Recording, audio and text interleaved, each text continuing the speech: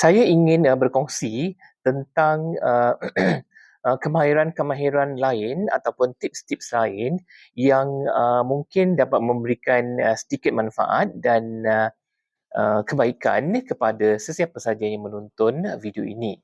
Sebagai seorang yang saya pakar dalam bidang saya pakar dalam industri saya, jadi saya membuat banyak kajian dan penyelidikan serta pemerhatian terhadap ramai manusia sepanjang tempoh kehidupan saya selama 48 tahun ini, saya dan pengalaman yang saya terima selama lebih 20 tahun dan buku-buku yang saya tulis sebanyak 116 buah buku. Jadi saya rasa saya berhak bercakap perkara ini berdasarkan pengalaman dan kepakaran saya.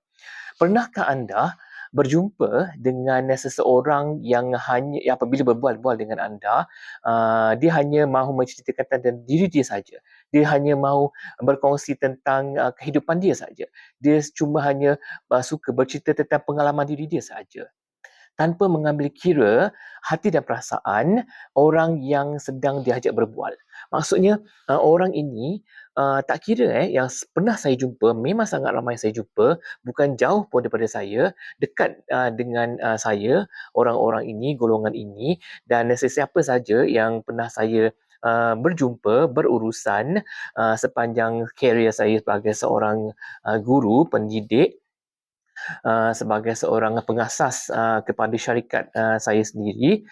Orang ini dia suka bercerita tentang diri dia saja. Orang ini suka menceritakan tentang selok-belok apa saja tentang diri dia, keluarga dia, pencapaian dia, sumbangan dia, semua yang hebat-hebat tentang diri dia saja.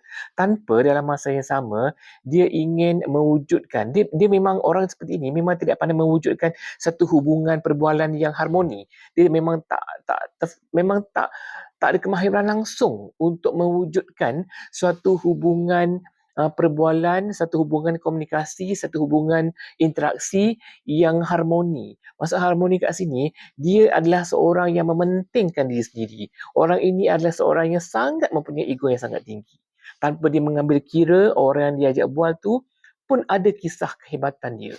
Maksudnya apabila kita berbual, saya bukan nak mengajar cara yang cara berbual tapi sebenarnya saya amat-amat kesian melihat orang-orang yang dewasa, orang-orang yang dah tua, orang yang kadang-kadang tu berpelajaran tinggi, kadang-kadang tu mempunyai intelektual yang tinggi, orang golongan yang dihormati oleh masyarakat.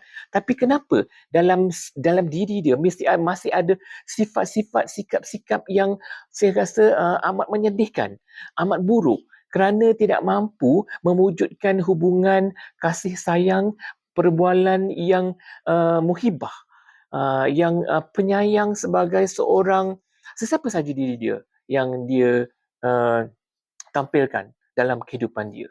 Maksudnya orang ini sebenarnya sangat ego, sangat sombong bongkak kerana hanya berbual tentang diri dia saja tanpa mengambil kira hati dan perasaan orang lain yang sedang dia buat. Contohnya cerita tentang kehebatan dia, cerita tentang kelebihan dia, cerita tentang apa yang dia capai, apa yang keluarga dia capai, apa yang keluarga dia hebat, apa yang keluarga dia buat. Tanpa mengambil kira hati dan perasaan orang lain yang dia bual, bagaimanakah dengan diri anda, bagaimana dengan kisah anda pula, bagaimana dengan kehidupan anda pula. Dia langsung tak nak tahu tentang diri kita, sedangkan diri kita sebenarnya jauh lebih hebat daripada dia. Kita pun ada pencapaian kita yang memberi sumbangan yang lebih besar kepada masyarakat daripada dia sendiri. Sebenarnya banyak saya jumpa orang macam ni dan saya amat-amat simpati dan kesian kepada golongan ini kerana mengamalkan cara hidup yang sedemikian. Cara hidup yang tidak memikirkan tentang hati perasaan orang lain yang anda berbuat. Dan saya ingin ingatkan kepada golongan ini, anda sedang tidak dihormati oleh orang yang anda sedang ajak bercakap. Hati-hati diri anda sebenarnya seorang yang tidak digemari oleh orang sekeliling anda. Dan apa yang anda lihat di depan mata kasar itu hanyalah lakonan orang terhadap anda kerana menghormati anda sebagai anda mungkin sebagai seorang sesiapa kepada diri orang tersebut.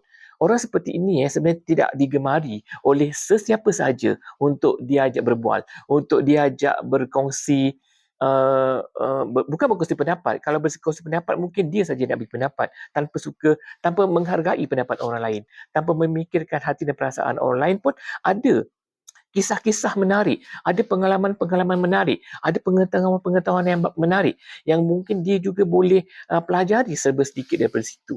Dan orang seperti ini sentiasa menganggap dirinya sentiasa hebat, sentiasa terbaik sebenarnya, tanpa mahu belajar sedikit pun daripada perkara-perkara baru yang lain. Dan orang seperti sebenarnya, seperti saya katakan tadi, orang seperti ini sebenarnya sedang tidak dihormati, sedang tidak dihargai, sedang tidak disayangi pun.